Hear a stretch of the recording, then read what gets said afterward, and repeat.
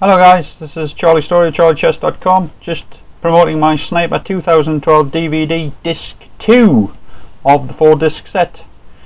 Now this is the DVD opening screen. As you can see, you can come to Sniper Warfare, Battle Scenes or DVD Learning. It's just nice same format as Disc 1.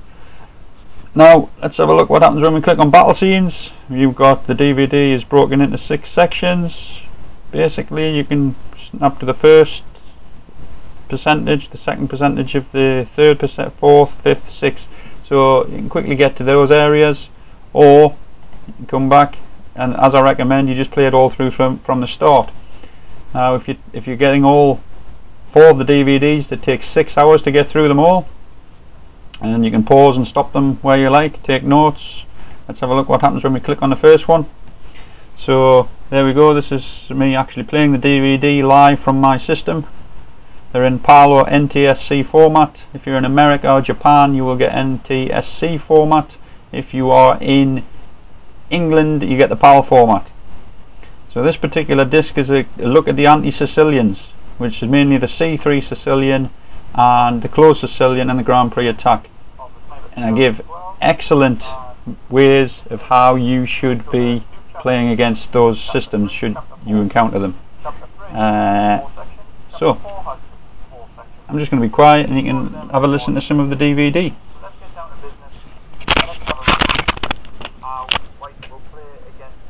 Let me just set this up for you. How black will play against players who attempt to play the C3 Sicilian, what I call the C3 Sicilian style. Now I was due to play Tibiakov in a European Union Championship game in Liverpool in 2008. Now I knew this would be a great test for the sniper, so I decided to try and come up with something really good, and I mean really good, against Tibiakov, because he is a fantastic theoretician and rarely does anybody get any sort of equality, let alone advantage, against Tibiakov in the opening. However, as you'll see from this game, I managed to get some advantage. You will also appreciate that this is the last game that I cover from my book. The remaining games on all DVDs not covered in the book, so it's all new stuff. Now the reason I've had to do some of this is it's really fundamental, some of this stuff, and the sniper's very new, and some of you might not have read the book, although it is recommended that you read the book before you do this. See this DVD, but it can be done. Right, here we go. E4, G6, D4, Bishop G7, and C3 by Tibiakov. Now, it's quite a solid way of playing, but C3 to me kind of lacks ambition. It's really putting off the fight and just white sort of saying, I have a small advantage, I'm not going to try for anything great, what are you going to do? And that's quite difficult style to play against when you're black, especially if you're trying to win. Anyway, I continue with what I call the deferred sniper. That is when you play D5 and then you're going to play C5 in the near future, and that's a deferred sniper. You'll also notice that D5 is the main move whenever C5 is not played within the sniper framework. It nearly always comes just before it, or in some cases it replaces it if it's an anti-sniper, which you'll also see later on this DVD. Okay, knight D2. Now I've highlighted some squares in yellow there for a good reason, to help with your memory process. This is Tarrasch style setup. That's a Tarrasch style setup against the French defence.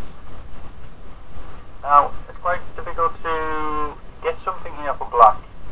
I spent a lot of time trying to get something active and eventually came up with an incredible idea. It's obvious if you're a sniper practitioner, of course, but it's a pawn sacrifice involving C5. Now I've highlighted in green here to show you that we're now in a sniper specific framework, G6, Bishop G7 and C5, and you'll see that across all of the games on the rest of this DVD. So that just helps us identify when this official sniper structure is in. Okay, so Tibiakov took the pawn, and in doing so, this achieves a number of good things for white. First of all, he captures the pawn, and then he's a pawn up. And secondly, he may be able to use d4 for his knight. On the flip side, that pawn's very weak, and I'll probably round it up. Another important feature of this position is because the pawn is there, it means... Okay, I'm just going to fly through because this is a promotion video. I can't give you all the good stuff. I'll just blast through. I'm blasting through now. So that was the same game. That's still the same game, Tivyakov versus Storey.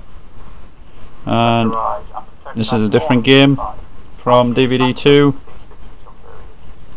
Different game on the sniper from DVD2. Even here, knight a3, here there's the choice of e5 or e takes e5. We'll see e5 in the next game.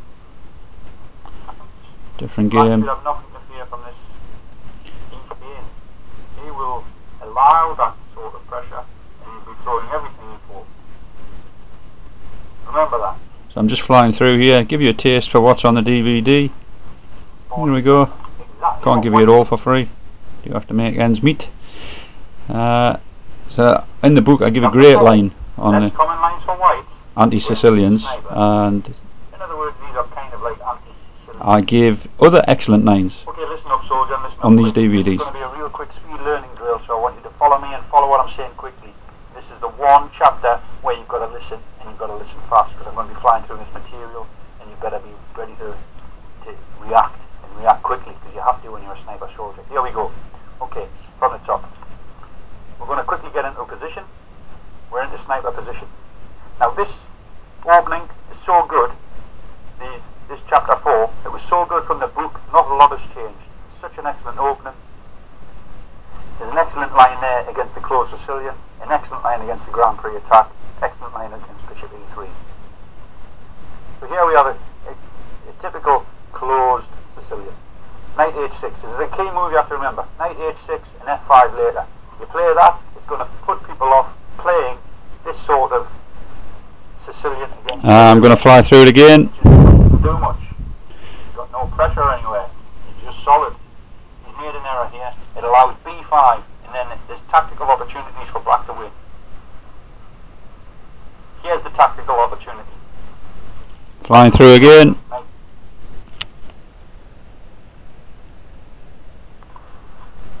Chapter 4, Section 3. White plays 3, Bishop E3. Okay guys, here we go. We're going to do this one quick as well, because I don't have any respect for pieces that don't attack my central squares.